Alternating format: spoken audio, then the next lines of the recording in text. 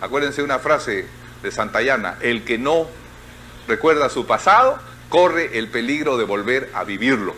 Es terrible frase. El que no recuerda su pasado corre el peligro de volver a vivirlo. La independencia. El primer proyecto nacional del Perú es su independencia, crearse. Ahora, sobre esto hay duda. ¿Es que los peruanos querían ser independientes? Cuando el general San Martín, que venía de Chile, desembarcó en la bahía de Pisco y avanzó hacia Lima, se quedó estacionado por las pampas de Pachacámac, a unos 20 o 30 kilómetros de Lima, porque dijo, así, y lo escribió: oiga, me parece que esta gente no quiere ser independiente de España. Y mandó una carta a Lima. Para que yo entre a Lima, dijo, primero firmen todos que quieren ser independientes. Con lo cual demuestra inteligencia San Martín. Oiga, ¿yo a qué entro a ser más papista que el Papa en un país que no quiere ser independiente? Están contentos con su virrey, sus oidores. Se creen todos parientes del rey de España, partida de acomplejados que han seguido quedando acá. Y entonces se reunieron apresuradamente el marqués de Zárate, el conde de San Isidro y muchos peruanos, muchos, y firmaron. Adelante el señor San Martín, que Lima lo recibe para proclamar la independencia del Perú. Y entonces San Martín, aprovechando un 28 de julio, pues como dijo Manuel Leitón en Trujillo, ¿ya se olvidaron? Aprovechando un 28 de julio, proclamó la independencia. ¿Pero qué ocurrió? Ocurrió que las tropas del virrey Pezuela se acercaron a Lima nuevamente, tomaron el Callao, y el general San Martín, con mucha prudencia militar, se retiró de Lima, porque no tenía tropas suficientes. Y entonces el virrey entró en Lima nuevamente, y el conde de la Vista Florida, el marqués Zárate, el conde de San Isidro, y todos los que habían firmado el ingreso de San Martín, hicieron una recepción para el virrey Pezuela. Y San Martín, ahí es donde San Martín comenzó a decidir que se iba del Perú, porque se dio cuenta que es muy complejo gobernar el Perú, yo les digo, muy complejo. Quiero esto, pero también quiero lo contrario, y al mismo tiempo estoy contra todos y contra ti mismo y contra mí, etc. Muy complejo. San Martín se dio cuenta que algo estaba mal. Por eso se fue a Guayaquil y le dijo a Bolívar: ven tú, que tú sabes tratar a muerte a la gente. Acuérdense de algo. Para la independencia de Colombia-Venezuela murieron 150.000 personas. Acuérdense de eso. 150.000 personas en 10 años. Para la independencia del Perú murieron 5.000 personas. ¿Por qué fue tan encarnizado allá? ¿Y por qué fue tan fácil aquí? Hay algo extraño. San Martín comprendió que aquí la situación no era favorable a él ni a la independencia. Se fue a Guayaquil y le dijo a Bolívar: ven tú, que yo me voy. Y en el día se fue. El 22 de septiembre de 1822 se fue. En eso fue grande San Martín. Él sabía, hay que liberar a América, pero estos peruanos limeños no están muy de acuerdo con esto, y yo no voy a empezar a fusilar gente y a matar gente. San Martín en eso era un hombre bueno de espíritu. En cambio Bolívar sí declaraba la guerra a muerte. Todo el que no está con la independencia debe ser fusilado. Ese es un decreto que dio. De manera que usted puede decir: no, es que yo me abstengo, no, fusilado. Y entonces vino Bolívar, y lo primero que hizo, dijo: bueno, a ver, el presidente interino del Perú, un señor Ribagüero, es que está conversando con los españoles, condenado a muerte. Y se salvó así, Ribagüero, primer presidente del Perú negociando con los españoles para unirse y expulsar a Bolívar. Se salvó así de la condena a muerte.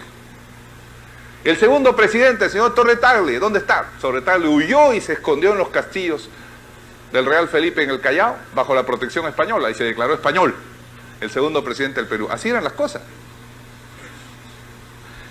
El conde Berindoaga se puso a conversar con los españoles, fue fusilado cuidadosamente. Bolívar vino e impuso la independencia. Por eso a Bolívar no lo quieren mucho los peruanos. Hay más sanmartinianos que bolivarianos porque queda la herencia de que este hombre vino, porque la historia lo exigía así, a imponer a sangre y fuego la independencia. Por eso es que en la batalla de Ayacucho el 95% de las tropas del virrey son peruanas y el 80% de las tropas de Sucre son colombianas, venezolanas, panameñas, argentinas, chilenas y 20% es peruano. En realidad fueron unos extranjeros que le ganaron la batalla a los peruanos. Esa es la verdad. ¿Sabía usted eso? Ah, ya lo sabe, a partir de ahora, verifíquelo. En realidad fueron los colombianos, venezolanos, no existía eso de nombre todavía, ¿no? Los gran colombianos, más los rioplatenses y la Capitanía General de Chile, que juntos le ganaron una guerra a los peruanos. Así fue. 95% eran algunos semiblancos y mestizos de Lima y 80% era una masa indígena enorme del sur del Perú bajo las órdenes del virrey La Serna y al grito de viva el rey, viva Cristo. Así fue. Porque el primer proyecto no era tal proyecto. Ese es el problema. Lo que parece ser lo primero, es decir, seamos independientes, resulta que nadie creía en eso. Usted tiene una encuesta, ICPI, qué sé yo, estos Datum, todos estos mercachifles, hacen una encuesta. Si hubiera sido limpia, salía, no, mire, mejor estamos con España, ¿no? Bolívar es un negro, San Martín es un hombre que no es de aquí, etcétera. Déjenos como estamos. Esa era la tesis. De manera que el primer proyecto fue a medias. Ahora bien, ¿qué ocurrió con la guerra de la independencia? ¿Qué ocurrió? ¿Qué ocurre en una guerra? A ver, ¿quién me explica? ¿Qué pasa? ¿Qué es lo primero que pasa en una guerra? Claro, alguien dirá, alguien gana, alguien pierde. Bueno, pero durante la guerra, ¿qué pasa? Desastre económico. Los ejércitos van de aquí para allá, se llevan los caballos, las mulas, se comen las cosechas, reclutan a la gente, o la gente se deserta y va corriendo por otros lados. Al señor Castilla, la deuda de la independencia, se le ocurrió lo siguiente. En 1857 se levantó en armas contra otro gobierno que había en ese momento, y como necesitaba tropas, y también algo de demagogia, en Huancayo proclamó la libertad del negro. Ustedes saben que San Martín en 1821, con gran prudencia política y además con una maldad para no desorganizar las cosas, proclamó la libertad del negro, que naciera después del 28 de julio. Pero todo el negro que está antes sigue siendo esclavo. Es una medida política intermedio, ¿ah? Entonces el negro sigue siendo esclavo, dice, pero mi hijo será libre. Ah, ya. Pero siguió existiendo, y claro, todos los que iban naciendo en esos años se han nacido antes, ¿ah? Y los propietarios los tenían por negros nacidos antes. De manera que en 1857 todavía había una buena cantidad de negros esclavos. Y el general Castilla dijo, proclamo la libertad de los negros. Excelente, qué bueno. Pero se olvidó de decir lo siguiente, él no proclamó la libertad, él dijo, compraré la libertad de los negros. Entonces se proclama que debe ser libre cada negro, y usted me trae su negro, y yo le pago a usted la libertad del negro, y el negro queda libre, pero usted se va con 50.000 pesos.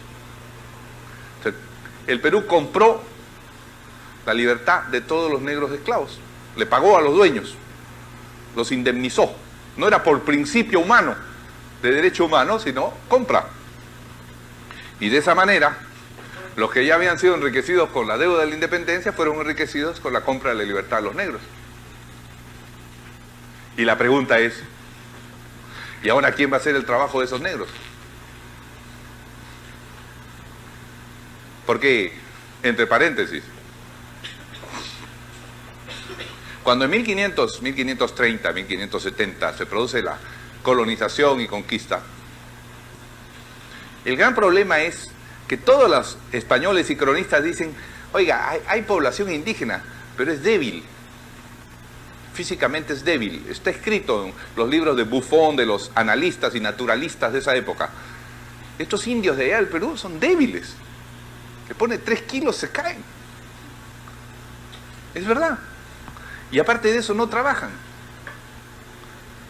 Por eso es que trajeron negros. Don Bartolomé de las Casas, Fray Bartolomé de las Casas, ¿no?, que en 1520 se fue donde Carlos V de España a decirle hay que dar leyes que protejan a los indios. ¿Ah? Y le dijo, vamos a proteger a los indios, pero hay que autorizar el comercio de esclavos con América. Y entonces Fray Bartolomé, fíjese la contradicción, dice, voy a proteger al indio, pero es el primer negrero de América. Él es el que permite la importación, que todos estamos más o menos, se reconoce por todos lados.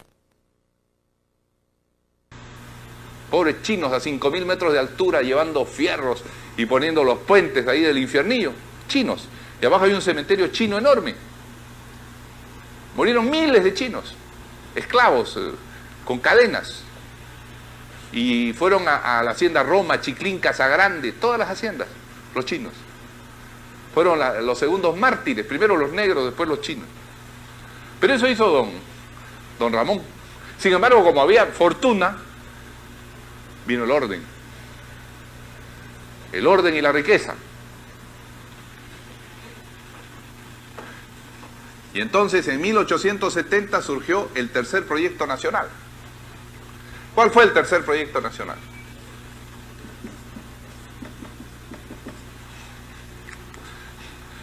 Todos estos Barredas, Alzamoras, Aspíllagas, Pardos, que fueron enriquecidos con la deuda de la independencia y la compra de los negros, dijeron en un momento, bueno, ahora somos la clase política, limeña, blanca, estos generales mestizos, Gamarra, Castilla, ¿no? ¿Para qué sirven?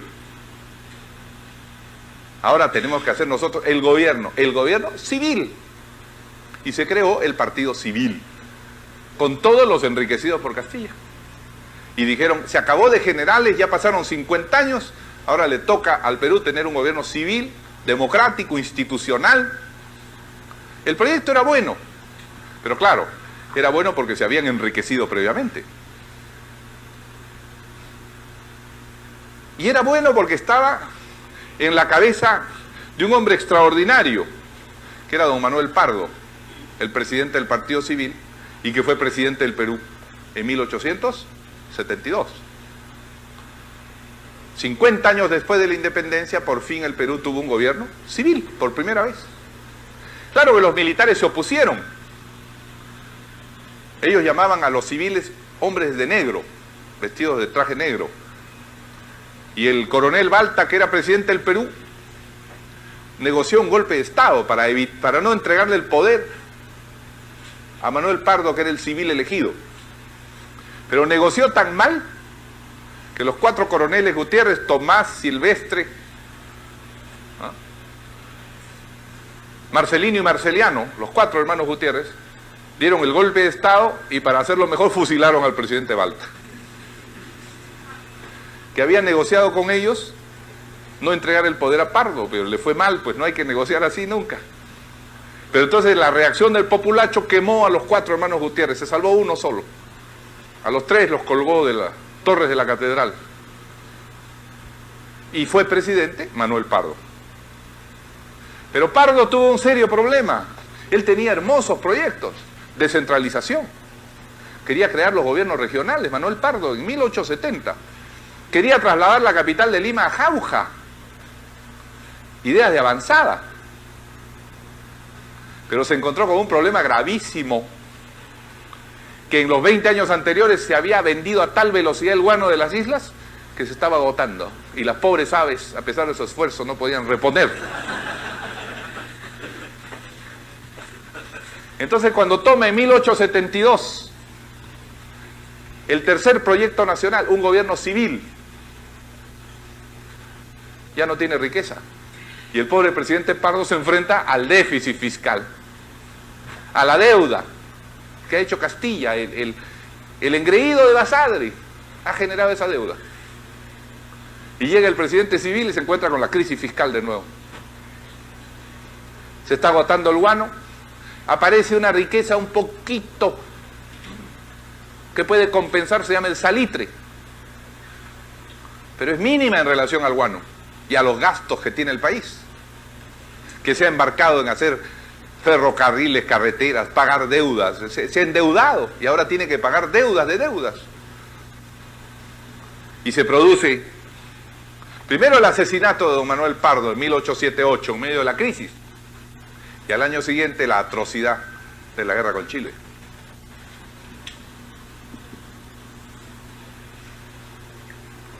Que termina por derrumbar lo poco que se había construido.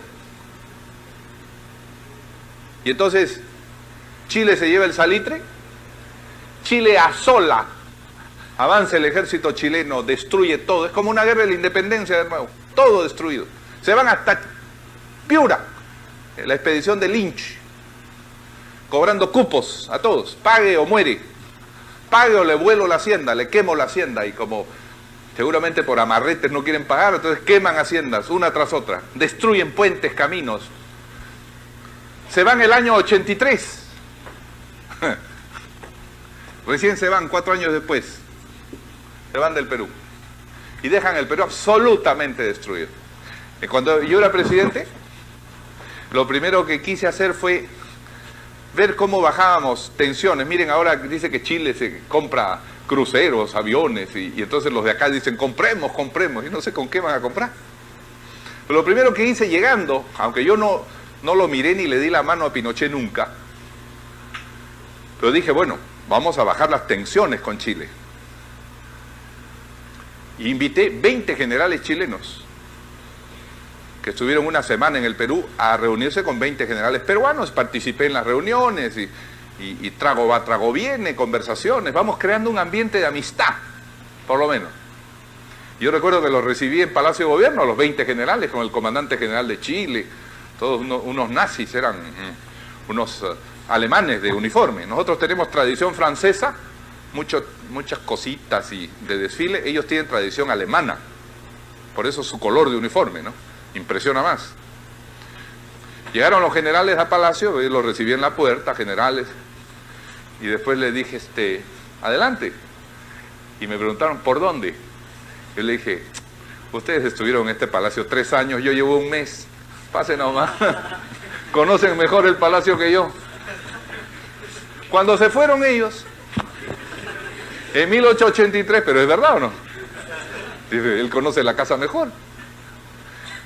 Cuando se fueron en 1883, el Perú quedó otra vez como en 1821. No hay nada, no hay minas, no hay guano, no hay salitre, no hay cosechas, no hay nada. Los negros se habían sublevado. Cuando el ejército chileno estaba por entrar a Lima, se sublevaron los chinos, se cansaron de ser oprimidos desde 1850 y hubo una sublevación china en Lima. Tuvo que intervenir la tropa chilena para detener la sublevación china, que era el pueblo oprimido. Entonces, se van los chilenos y otra vez vuelven los militares al poder, pues. Viene el general Cáceres, que lo hizo bien,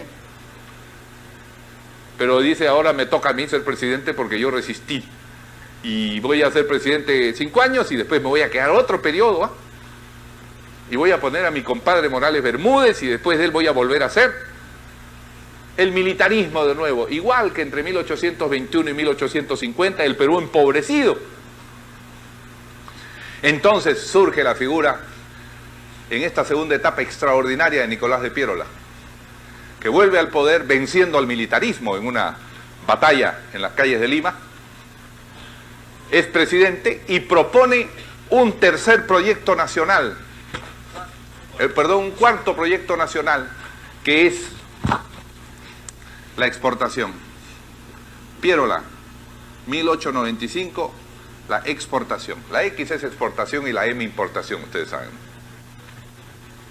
¿Qué es lo que dice Piérola? Piérola, y acá arrancamos. Piérola se da cuenta que en el mundo la economía ha cambiado.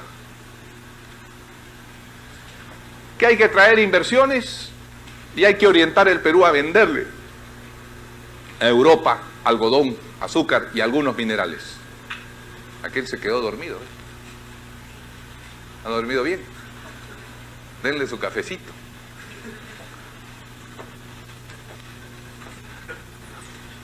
Piérola se da cuenta que tiene que orientar el Perú a la exportación, y esa es su genialidad, porque por los próximos 30 años el Perú va a tener una relativa estabilidad debido a que exporta algodón, azúcar y algunos minerales.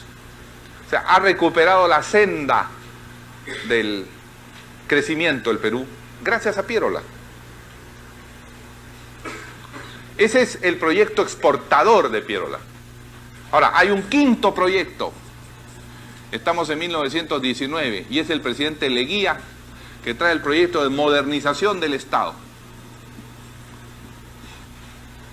Leguía es un hombre formado en Inglaterra y en escuelas inglesas, en Valparaíso, en Chile. Y Leguía se da cuenta de algo. Primero, que la clase política que domina el Perú todavía es los hijos y los nietos de los enriquecidos por Castilla. Y Leguía dice, hay que traer gente nueva, hay que meter la clase media en el Estado. Ese es su proyecto de modernización. Y hay que meter mestizos en el Estado. Entonces, por ejemplo, él conoce un señor director de escuela que se llama Escalante, José Ángel Escalante, que es hombre de confianza de él, que es un mestizo, un pobrecito, no tiene dinero, no es un enriquecido. Y él lo hace ministro de Educación, por ejemplo, ¿no? Y comienza a traer gente así. Es un proyecto de modernización, digamos, de democratización del Estado, pero desde arriba, ¿no? Te escojo, te escojo. Vamos a renovar la clase política. Eso es lo inteligente de Leguía. Y en segundo lugar se da cuenta de algo en 1919. Piérola tenía razón, hay que exportar y vender, pero ya no a Europa, sino a la nueva potencia que están haciendo, los Estados Unidos. Esa es la segunda parte de la modernización de Leguía. Hay que orientarse y aliarse con los Estados Unidos. Y parece que eso va teniendo, por eso se queda.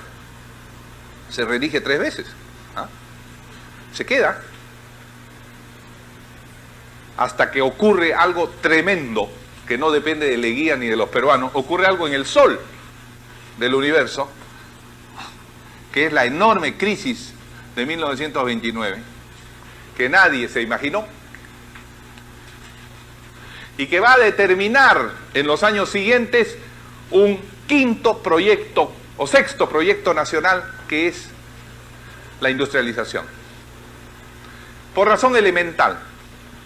Hasta entonces el Perú produce algodón, azúcar, cobre, lo vende y con eso compra bicicletas, automóviles. Vende materias primas y compra manufacturados. Pero de pronto hay una crisis que derrumba el país de la manufactura. Y la tesis nueva en América Latina es, vamos a sustituir esas importaciones, es decir, vamos a producir manufacturas nosotros. Y a partir de 1930 va a comenzar el sexto proyecto nacional, que es de toda América Latina, que es el proyecto de la industrialización.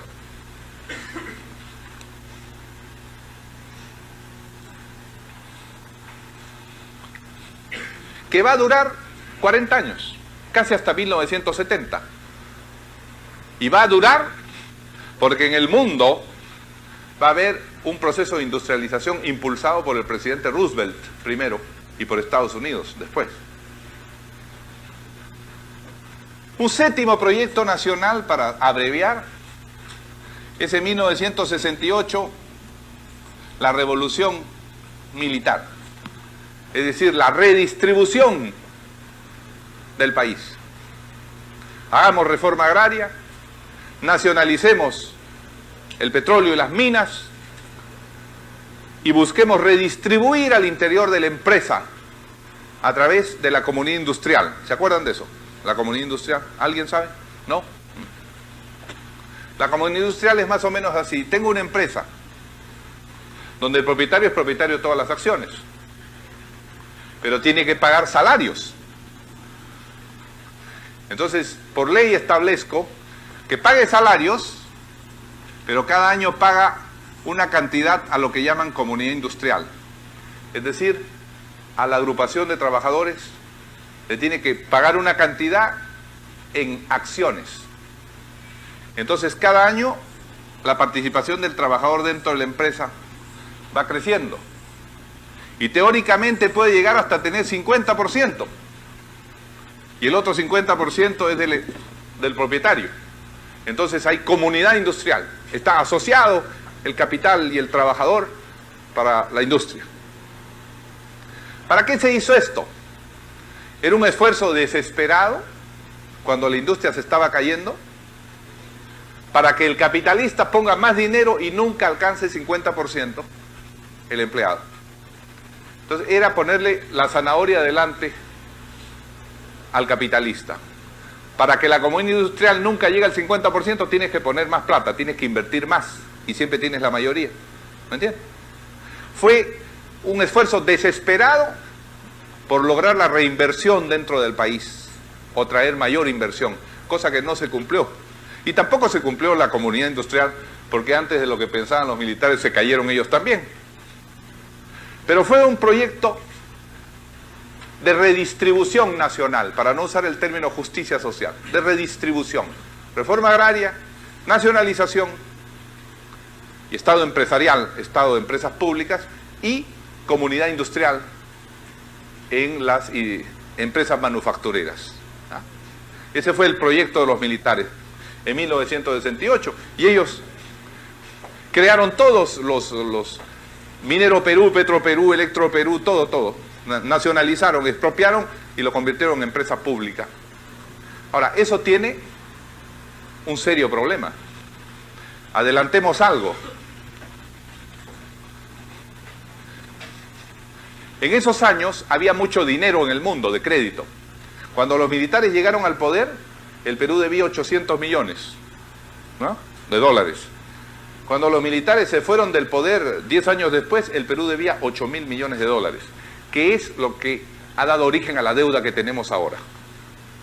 Con esos 8.000 millones de dólares, era fácil crear empresas públicas. Yo me tomo las empresas eléctricas que eran privadas y declaro Electro Perú del Estado.